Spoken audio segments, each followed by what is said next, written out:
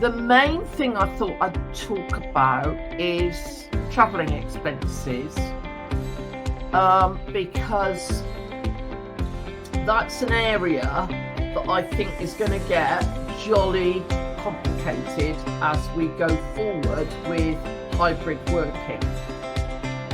So I was doing a little bit on a course, and I dug up the old guidance on temporary workplace, and in doing that I then read a bit more and I thought, crikey, I hope people are getting this right. So here's the problem for you.